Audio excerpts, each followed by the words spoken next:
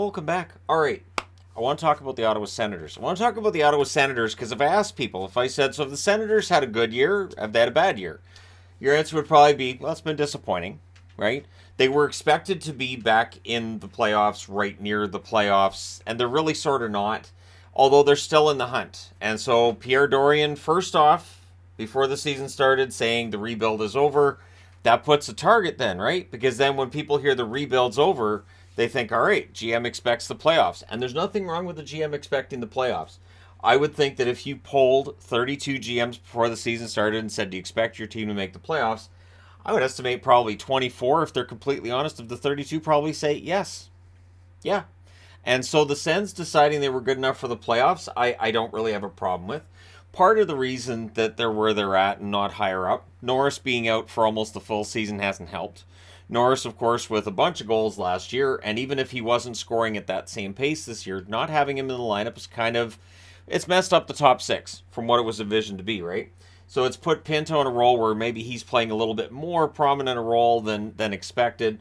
I think the plan was to have Stützle, Norris, and Pinto down the middle, and so it's really kind of thrown the plan off. And of course, right now you've got Forsberg out, which was kind of a blessing in disguise. So with both of their goalies out, we found out that Sogard and Mandalese both look like they're going to be decent goaltenders in the National Hockey League. Now, how it all turns out, we'll see.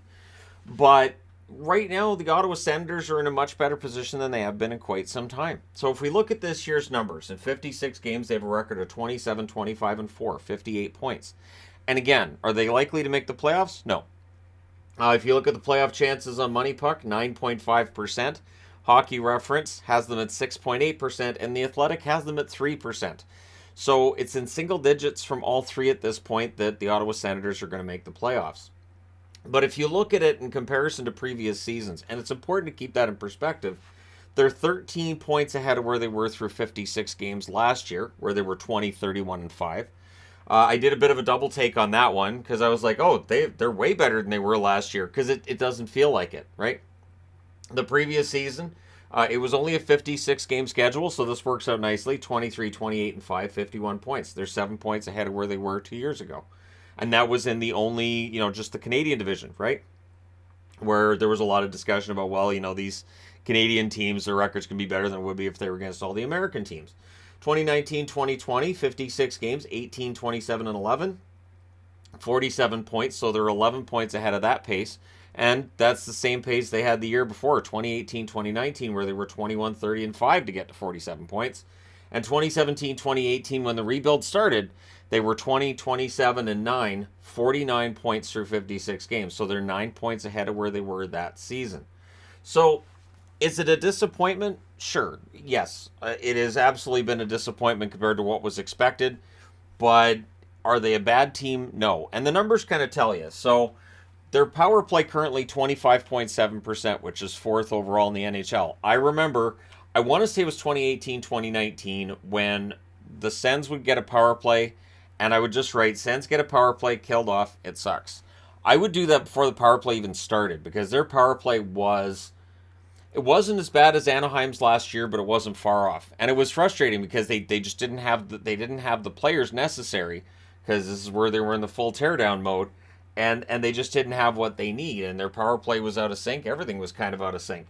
Their penalty kill this year, 81.8%, seventh overall. So they're top 10 in both special teams. And those numbers add up to 107.5. And if you look at the analytics, you get into the deeper, the advanced numbers, Ottawa's pretty good. They're middle of the pack. They're not great, but they're middle of the pack. And the advanced numbers tell you these guys have had some bad luck when it comes to some goals going in or not going in. And some bad luck at the other end of the ice, too, where they go into their net and other teams are getting those ones to stay out. What's interesting is their goal scoring per game is 20th at 3.04 goals per game. Their goals against, 3.20 per game, which is 19th. Now, a lot of people have made the argument that DJ Smith needs to go. And if they don't make the playoffs this year, and if they fall, say, 10 points short, they could fall about 10 points short. He's probably going to be gone because you're hired to be fired as a coach in the National Hockey League. Their shots per game, they're getting 33.3 shots per game, which is very good, but they're allowing 32.3 shots per game. So they're allowing too many shots. They're in the bottom half of the league on that stat. And that that could come back to coaching. If you want to say DJ Smith, you can point to the defensive issues, the fact that their special teams are great, but 5-on-5 is clearly dragging them down. And you can say, that's got to come by the coach. But if I'm the general manager and playing devil's advocate, I say, this is a really young lineup. It's a young lineup. It takes a while for a young lineup to really learn how to win, which is a cliche, but it's a cliche for a reason because it's accurate. Not every player comes into the league and joins a great team, wins the Stanley Cup, or joins an up-and-coming team that wins a cup within a few years. Sometimes you have to learn, and it can take a while. So if you look at their top line, and I got these lines from Daily Faceoff, if anybody's curious, I know lines change all the time. I don't get nearly as fixated on who's on what line as a lot of people do. I barely pay attention during games as to who's on what line, unless it's pointed out by announcers, or unless I think, wait, when did that guy join that line? So, which can happen as well. So you have Tkachuk, 24 goals, 36 assists, 60 points. He's emerged as their leader. He's the captain. That's how that's supposed to work. Stützle, 26 goals, 33 assists, 59 points. Statistically, very similar to Tkachuk, but Stützle's become, I think, the bigger star. More highlight reel moves from Stützle than from Tkachuk. Tkachuk's more of your throwback, plays the way his dad did. And Stützle's that superstar who's going to always have those electric moves that just make everybody's jaw drop. And then you've got Claude Giroux at 23 goals, 30 assists, 53 points. And I will come back and talk about Giroux in a moment, but I want to talk about the second line as well first. So you have DeBrincat, who's a pending RFA. 19 goals, 29 assists, 48 points. You'll notice the green X next to these guys. Those are the players who are 25 years and younger. And there's a lot of players on this team that are 25 years or younger. Pinto, 14 goals, 11 assists, 25 points. He's an RFA at the end of the year as well. Now, Pinto, it'll probably be a bridge deal, probably for maybe a couple million a year, maybe $3 million a year, something like that. Probably not a ton of money, unless they decide they want to double down on these 7-8 year contracts and they want to give them a lot of money with the idea that that contract's going to become a bargain. DeBrincat, on the other hand, I think he's already earned that long-term extension. Now, the interesting thing with DeBrincat is 19 goals is not what had been hoped for, right? He comes over from Chicago, 40 goals on his resume in a season, and so you start thinking, hey, if he can score 40 in Ottawa, and why can't he? Look at the stars he's going to be playing with. But it's not that easy. It can take a little while. And for DeBrincat, I think it took him a little while to acclimate to a new scenario and a new place. The fact he's not on the market right now tells you Pierre Dorion has to be having at least good discussions about an extension, or has faith that they're going to be able to extend DeBrincat. The fact he's not even entertaining the idea of moving him. And then you've got Batherson, 17 goals, 30 assists, 47 points. Now, Batherson's 25 years of age or younger as well, meaning 5 of the top 6, 25 years of age or younger. So this is a young team. Now, with Batherson, what's interesting is he's a minus 27 on the season and Giroux's a plus 2. Plus minus is a stat that gets debated about quite a bit. Now, in a vacuum, it doesn't mean a lot. But if you look at it from this perspective, Giroux with the plus 2, Batherson with the minus 27. Clearly, Batherson, on the defensive side, there's been more issues while he's on the ice, whether it's his line mates, whatever it is. Giroux's been really good, and he's one of the few Sens that's a plus this year. And I think Giroux has really kept things afloat. I think if Giroux hadn't signed in Ottawa, their point total might be down where it was last year. I think Giroux's made that much of a difference to this team. So are they a playoff team? No. But are they way better than they would have been without Giroux? I think so, yes. Then you've got Brassard, who's a UFA this summer, 8 goals, 7 assists. He's supposedly not on the market either, although it seems to go back and forth on that. But if he doesn't move, are they going to bring him back next year? And again, this tells the guys in the locker room, I believe this team can make a push. Whether they do or don't doesn't matter. You've told the team you have faith in them. Ridley Gregg, a goal, 3 assists, 4 points since he joined the team. Ridley Gregg has been fantastic.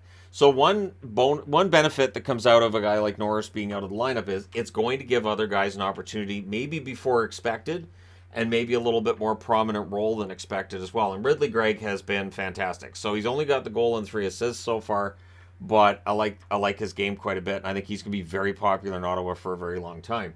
And then you've got Gauthier, who recently joined from the Rangers. He has 6 goals and 3 assists this year. He is a restricted free agent this summer. He's also 25 years of age. So for Gauthier, he has a chance to start over. He's saying all the right things.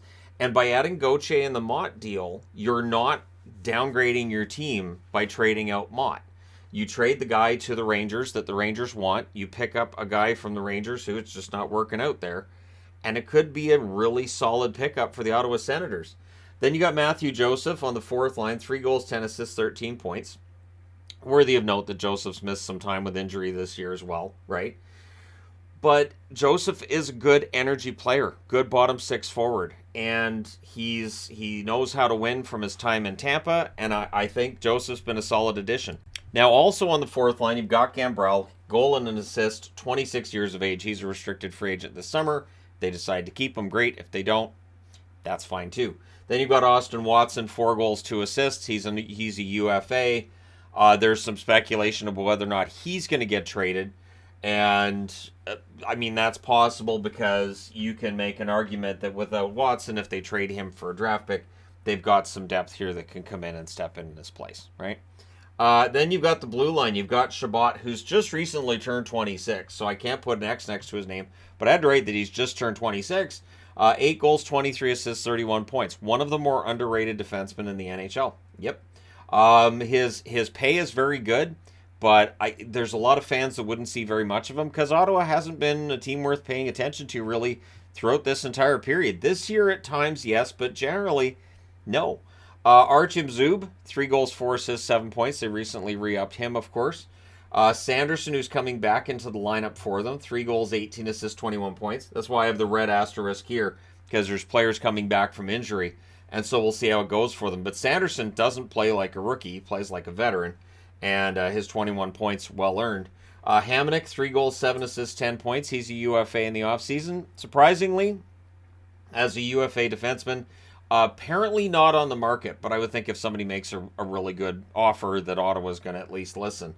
Then you got Eric Brandstrom, a goal and 7 assists. He's still under the age of 26, so he's still young. It has not been a fantastic season for him, but lately there's been some more encouraging results. You got Nick Holden coming back into the lineup, a goal and 9 assists for him. He's a UFA. I could see him being moved at the deadline. It's possible, even if they're not going to move Hamonic, maybe Holden goes. Talbot's returning from injury. His numbers, 12, 13, and 1 record. The 905 save percentage, they're not that impressive. He's a UFA this summer, but while I say the numbers aren't that impressive, if you look at goals saved above expected, Talbot's had a very good year. The advanced analytics would tell you Talbot's been very good for Ottawa. So does Ottawa, with what they've gone through with Sogard and Talbot with Forsberg and Talbot being hurt, does either Sogard or Mandolese then deserve a look next year? Is that what we're going to see? And if that's the case, do you go with Forsberg, Sogard, and does Talbot leave as a UFA this summer? So there's some decisions to be made with this lineup, but sitting outside the lineup as well, you've got Kelly. I like Kelly, 23 years of age. Kastelik, 23 years of age. You can throw Kastelik into the role that Watson's playing. Bernard Docker, restricted free agent this summer. He's 22 years of age. He's had his struggles in call-ups, but young defensemen can. Mandolese is 22. He's a restricted free agent this summer as well. Obviously not going to break the bank. And so this is a pretty solid roster. Like, when you look at the Ottawa Senators and what they have right now. So if you're going to say, well, they should just sell at the deadline. All right, so you're going to trade Brassard, Watson, Hamonic, Holden, maybe Talbot, right? If you're of the mind that Sens need to sell, that doesn't gut the team. But if you go to the team and say, you know what, we're not going to sell at the deadline, we're going to keep things as they are, the expectation for management might be maybe we'll start winning more games. There's going to be a lot of teams over the next 8 days that are going to be adding new faces. And again, when new faces are added, it can change the chemistry of the team. It can take a while for that player to get used to being in a new environment. If the Sens kind of stand pat or add somebody, that would be Pierre Dorion kind of saying, you know what, I believe in this team. We've added a new player. We've added 2 new guys and go. So maybe a depth forward, a depth defenseman, and just go from there. Because they don't need a top 6 forward, right? I would argue their top 4 blue line is good, but I mean, if they get a shot at a top 4 defenseman, I just don't know there's any top 4 defenseman available that you could argue would fit here. Maybe Shen out of Vancouver, if that somehow works, right? And I've seen a lot of talk about Shen, and here's the thing with Shen. He plays a lot of time because he's in Vancouver, and Vancouver's defensive depth isn't great. But Schen's a pretty good defenseman as well. So if Ottawa added him, that could be a really smart move. Just throwing that out there. But there are a lot of defensemen that apparently could be available. What if Orlov became available from Washington as an example? Because Ottawa can make that room. With the Zaitsev trade and with things they can do, they can have enough room to make it work, right? So Ottawa could be in a position this year to pick somebody up at the deadline. And I know if/when that happens, there's going to be a lot of what are they doing? They're not going to make the playoffs anyways. But this isn't a team that needs to tank. This isn't a team that needs to be worried about the draft lottery. This is a team where if they're drafting 13th or 14th this year, I don't think they're worried because they already have the makings of a really good team here.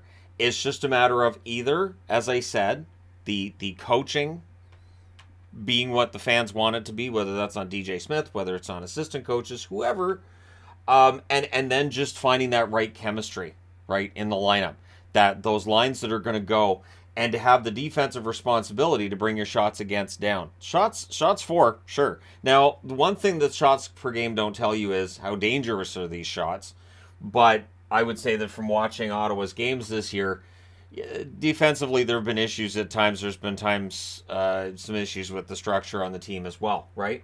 So the cap space they have for next year right now, according to Cap Friendly, and this again is if we just have the $1 million increase in the salary cap, $20,772,620. So the restricted free agents, you've got DeBrincat. Let's say DeBrincat comes in at $8 million. Let's just say it's $8 million. They still have $12 million. Pinto comes in at $2 million. You still have $10 million. They're not in a cap crunch. Yes, they would want to potentially maybe they wanted to sign a goaltender. Maybe they'll want to sign a couple, but they'll have the money to be able to do that. The Sens are going to be a fascinating team to watch going forward. I have Ottawa and Detroit kind of in the same category, although Detroit right now looks like they could make the playoffs, which really changes what Detroit's going to do from here going forward. But for Ottawa, they're not far off. And I think it's important not to overcorrect. And so I will agree with Pierre Dorian on the idea of not messing with this lineup too much. You don't want to get back to being the team that had 45 points in 56 games. You don't want to tear things down just for the sake of tearing them down. And stick to your guns. You believe the rebuild's over. You don't need more, top-notch prospects. And maybe you don't. Maybe you're ready to take that step forward now if you're Ottawa. Maybe you're ready to take that step forward next season, and your eye has to be to next season. But this is going to be a fun team to watch. And they're a young team to watch, and most of these players are signed for a while to come, right? So, again, I don't think there's a lot of pressure for any kind of a sell by the Ottawa Senators. But let me know your thoughts. What do you think the Sens should do? Are the Sens going to keep... So if the Sens, they've improved 13 points this year. Obviously, if they improve by another 13 points next year through 56 games, that'd be 71 points. That would likely put them above the playoff line next season. Can they continue this trajectory? Or what do they need, in your eyes, in order to take that next step? Let me know your thoughts in the comment section below, as always. Don't forget to hit like and subscribe if you're browsing your way through. You just happened upon this video. Thank you guys so much for watching, for all your support. I will talk to you again soon.